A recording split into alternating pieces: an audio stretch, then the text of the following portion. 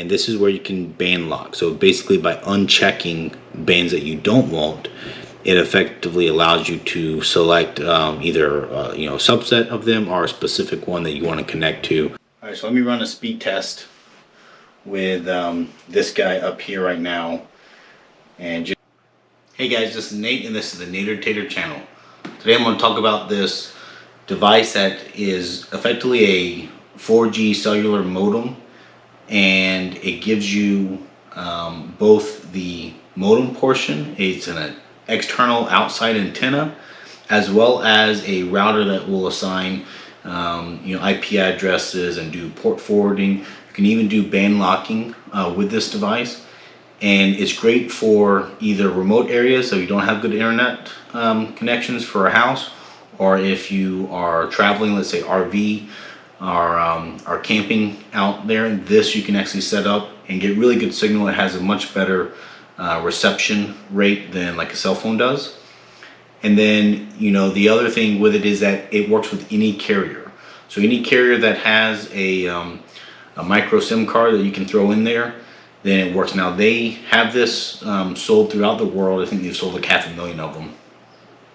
It is a 4G only right now. I actually asked them, I said, hey, when you guys are gonna come out with a 5G one? I'm sure that's in the plans. I don't have any insight there, but let me open it up and show you some of the unique features of this device. Those that have watched my channel before, you can see right behind me that gray cylinder. That's my T-Mobile 5G home internet, which is effectively something very similar. The difference here is this one, I'll cover some of the key features that are different. It's a lot more user configurable, any carrier, and then it has a built-in external outside antenna. So that's some big things I'm going to talk about here. So let's open it up and see what comes in the box.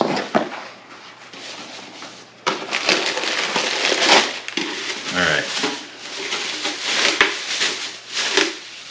So this is the main unit here, and then it's got a bottom little cover panel that gives you access to stuff, and then the back side is designed to either mount up against a flat surface, or you can see the cutout there, that's for a standard pole mount. So I'll put some links in the description below the video of some of the items I'm using here to help you understand, including this Amplimax device.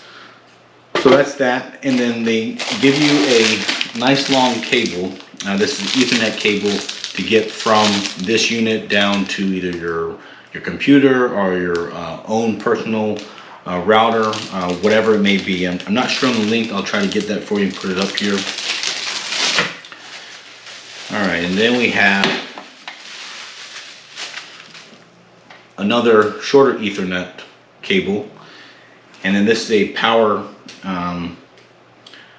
over Ethernet adapter. So this is what you power the device with, a power over Ethernet. So the only cable you need to go to this is an Ethernet cable, and then it does all that. So I guess that's actually the long Ethernet cable goes from here to the power over Ethernet, and then the shorter white cable is the one that will go from the LAN port on here to my computer or my device. So the last thing they have in here, actually there's a little bit more too, okay, is the reflector panel. So this is what really gives you the kind of parabola device that actually collects and then amplifies your signal. So this just slides in the back here, and then it secures on there with these zip ties. So this is all one unit, and so it's really slick looking. It's nice. It's not hideous. It's not like some big contraption. So I really like how compact and simple it looks. And then, like I said, so the last thing, they do provide you zip ties, and there's an adhesive here. I'm assuming, and I haven't seen anything else that says it, but this adhesive, I'm assuming you could put here to keep this from rotating on the pole mount, because I know on some of my other devices that have pole mounts with zip ties, you can still sometimes rotate them, and obviously with something kind of wide like this, the wind could catch it and rotate it. So it gives you everything you need there to do that, other than a pole mount. I'll put a pole mount in the description I've used to forward them so far on my property to get Wi-Fi to other places. So let's go and talk about some of the important stuff in here. Underneath this panel, they actually have a external antenna port. This looks like a type N. I'm not positive on that, but I think it's a type N connection there. And then you have a button that you can press to change it from internal to external antenna. You have your micro SD slot. You have your Ethernet port, and then you have this is it's in I don't know, Portuguese, I think is what it's in. I think it's from Brazil, this device. So but that is a check, and that's one thing I'll show you that this device can really do that nothing else can do, or at least that I'm aware of. And that's this display here. It actually will find and tell you your signal quality for all of the carriers that you can pick up without having a SIM card. So for example, if you don't know which carriers are the best at your house, and you know, most of them have maps, sometimes they're accurate, sometimes they're not. It really depends on the carrier and potentially even which band you're on. So anyways, for this you can plug it up with no SIM card, and then it does a scan. I didn't even know devices could do this without a SIM card, but this one obviously can. And it scans the signals, and then it tells you, hey, AT&T gives you 80%, T-Mobile gives you this, Verizon gives you that, whatever. So we're gonna do that right now, and we'll find out what it is. Now, I'm gonna test it out on here in my office. I know, like, for example, I have a Verizon phone here, and I'm actually gonna use that SIM into here for this demo purpose. But I know I don't get very good Verizon in this office. But I'm still gonna test it here, and then I'll go up and see if I can get a better signal to show you guys some speed. So let's get this guy set up. And the first thing I'm gonna do is I'm gonna get this power over Ethernet adapter plugged in and set up here. All right, so it's booting up, and you know, one thing it does take is it takes 24 volts, or that's at least the adapter they provide you. I think when I read it said it actually can be anything over 9 volts. So if you're running a long cable, you'll get voltage drop. But it actually tells you, I think it does it next here, it tells you what the voltage is right there. So 24 volts, obviously this is a short cable, so it's getting all 24 volts up there. Then it says in SIM, so that means no SIM card. And obviously you put no SIM in, and then it'll do that search. So now that it's booted up, I can press this button, and it starts beeping at me and doing its searching. So it's actually right now searching all the different carriers and recording what their signal quality is. And obviously I really should have this guy pointed back towards that window, but then you guys can't see the little screen here. So we'll just see what it gets right here, and then we'll move I think up to the 3rd floor and see what signal it gets up there for speed. All right, so just connected. It says 0 100, now it says AT&T N85, T-Mobile N81, 0490 N81, UR2N is N77. So those are different carriers. So like, you know, T-Mobile, and this is N36. N36 I think is the signal strength. It's a little bit cryptic on here, so what I'm going to show you is the easier way to get this if you have a computer. Now obviously this is designed so if you went out in the field you could look at this and decrypt it from here, but let me show you the computer real fast. Okay, so the first thing I'm going to show you is going in here. I go to utilities and then blind search, and this is where it did the search for signal.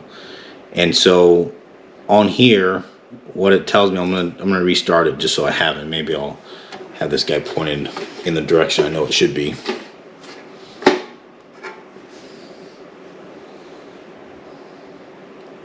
So now it's doing that same thing it did before when I pressed the button, but now you get a nice visual of what your 4G and your 3G, as well as 2G, which doesn't really exist anymore,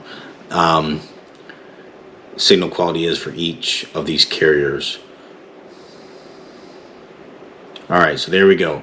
So what you can see here is AT&T is my best. It has both 4G and 3G. O100, I don't even know what, I had to look up what carrier that is. Verizon is 89% here, and then T-Mobile and 0490. Now, one thing to remember is this is like a signal strength, but it's not necessarily what's going to be the fastest, because it's going to depend on which band you're on. So some bands are more capable than others. So but while we're connected here to the computer, let me show you what some of these other features that this device can do. So this is the main page, and you can just see internal versus external antenna. You can see you can do the APN, either automatic or not. I'm not sure what economy mode is. I would assume it's lower transmit power or something. Then you can have your IP address for the device. In here under system status, there are more information about what your signal level and quality is. So I guess what I'll do is I'll go ahead and put my SIM card in now, and we'll show some of that features. So for this demo, I'm just going to take my SIM card out of my phone and put it straight into this device. Now, you know, you can do that for most carriers, and you can even get like a tablet plan. So a lot of companies have like a tablet plan, and you can put a tablet plan SIM card in here and it should work. Now what you gotta watch out for is if it is a you know, is it unlimited, is there only a set amount of data that it has, then it throttles itself, or does it actually turn off? So you'll have to watch that, but there's some fairly affordable ways to get a data only SIM card for, I mean, as low as like $30 a month. So that's what I would do if I was going to use this fully. I think I'll have to see. I might be lending this to my uncle and setting it up at his place. I tried my Verizon phone and it worked for a second, but then it stopped. And I think that is, you know, you need to basically call Verizon or your carrier and get your IMEI updated or your connection reset. Since I didn't want to do that, I just went and grabbed my wife's phone real fast and took her SIM card out. Hers is T-Mobile. And so here you can see now it shows T-Mobile, her signal level 73%, and it's on 4G. And then it obviously is telling you, you know, your signal level quality, and it's you know, it's not terrible, it's not the best. I think this is acceptable. And then it tells you the band. So and then it tells you here, you know, my bandwidth is 2020 for download and upload, which is really good. So we can go in there, you can look at your Ethernet port and just see that DHCP is active, as well as what the IP of this system is here. It tells you the voltage, and it says it needs to be higher than 9. It tells you software and hardware version, all that good stuff. So next is the connection setting, and this is where you can tell it operating frequency, go to manual. And this is where you can band lock. So basically by unchecking bands that you don't want, it effectively allows you to select either you know, a subset of them or a specific one that you want to connect to, which is really helpful if you know, you have a bad band like a B2 that is stuck on you know, a slower speed, but then there's something like, you know, the B66, B4 that is faster. So really, I found it depends on the carrier. For me, on T-Mobile, the B12 is really bad here, and so I would not want to be connected to that. But it showed me that I'm on the 1700 megahertz, so I'm on a B4 or the subset of it, B66 band. But I could change it here. Antenna type, your APN, you know, some of these other details you can change if you wanted to, like your MTU size, which is important for VPN over some of these cellular ones, and then DNS, and so you can change those. Ethernet port here, this is just basically what it's doing for DHCP server. You can have that on or off if you don't want it on. And then DDNS, so this is where you can register for a DDNS and therefore get access to your network from outside. DMZ, which is basically where you can pass everything. Basically, let's get bridge mode. You can do a pass-through mode where it just sends everything to your router. So right now I'm hooked up directly to my computer, so I don't want to do that. Quality of service, this has some options here where you can pick specific rules for a specific IP address to make sure that they don't hog all your bandwidth. Filters. So here's some other filtering tables that you can filtering for port and IP, and then port forwarding that you can set up. So it's fairly simple, but these are really the key ones that I'm aware of that I would ever want to mess with. So it actually has all that stuff built in, which is kind of cool, because that means that you don't need to have your own router unless you're trying to send out Wi-Fi. There is no Wi-Fi built into this. So but if you're going to a network switch and then going a couple of hardware things, I would say you don't need anything else other than this guy. For general settings, this is just where you can do software updates, you can do scheduled reboots, you can save settings so you can upload them again, and then change your region. And then we talked about utilities in the past. You can read and write text messages, so most of the data plans do allow text messaging. So that's kind of a cool feature that you can actually use this as a texting device.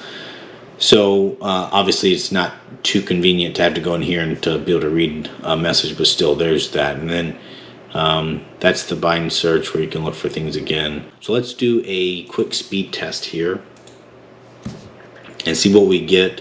Now, just for reference, on my T-Mobile home internet, and it's using 5G, it's getting about 70 megabits per second download right now, and then I think it was 20 megabits per second upload. So I'm expecting something slower than that because I'm just using the 4G. So it looks like it's going around 30. That ping's not very good either. I do know that that's not the best location. I should probably move it up here by my T-Mobile home internet. Yeah, so that upload's pretty poor, I would say right now. But so let me put this in a better place where I get a better signal. The other thing I've heard is sometimes you can get some slow speeds when you change your device. So if the carrier doesn't block it, which it appeared Verizon kind of picked up, I was in a new device and it says, we're not going to allow that. So this might be happening as well with this T-Mobile SIM card, where I just took it out of the wife's phone, threw it in there, and now they're doing a little bit more checks to make sure that cards aren't SIM cards aren't abused or phones aren't stolen. So that might be part of this. But let me try to move it to someplace with a better signal, and we'll see how it does. All right, so I'm up here in the 3rd floor, which is like a little loft area with the attic surrounding us. I have this guy just set up here, and I did play with it a little bit to kind of look for the best place. So let me show you what that one does up here. All right, so let me run a speed test with this guy up here right now and just show you what it's doing with a better signal. I think it's around 45 or something, 50 maybe. Yeah.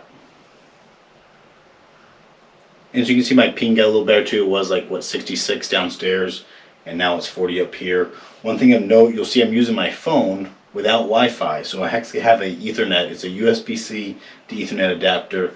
You plug it in, my device automatically recognizes it as Ethernet, actually turns off the Wi-Fi, and this thing works awesome. So it's great. And I verified down there, I get the exact same speed on my computer. Okay, so now I'm at 58 or 59 megabits per second down and over 18 megabits per second up. So that's certainly very usable internet. I think a lot of people will not complain about that. And that's with this guy right here. So this is, it's under $200 as it sits. And basically, like I said, what's the beauty of it is you can easily spend $200 just on the external antenna. And that's what this has built into it, as well as it has everything you need if you don't need Wi-Fi, it gives you the cable to go straight into a device or a cheap switch to get your internet. So let me go in here and just show you what the signal stats are. So with this where it sits right now, it's 80. They call it 81% signal strength. It's good. And then you can see here my signal level. My RSRP is -101. The signal quality, the RSRQ is -12. And now, downstairs I was in the 1700 megahertz band, I believe. Now I'm in the 1900 megahertz band. I still have the 20 megahertz bandwidth for upload and download, which is good. That's I think that's the highest there is for the 4G. If you see like 15 and 15 or 5, I think is the lowest I typically see. But that's basically how much bandwidth that frequency or that band has for you to send and receive information. So overall, I will say, I'm quite impressed with how simple and easy. I mean, literally, you put in the SIM card, it connects, it works, and it's ready to go. There's not a whole lot you have to do to it. And then that search feature is really, really neat. That it searches for all the different carriers and tell you. In fact, maybe I'll do that real quick. I'll just search while I'm up here. All right, so let me see if it will do a search with a SIM card in it. It might mess it up. Okay, so you can see up here, my stats across the board are much, much better. I have basically close to full signal, it says up here.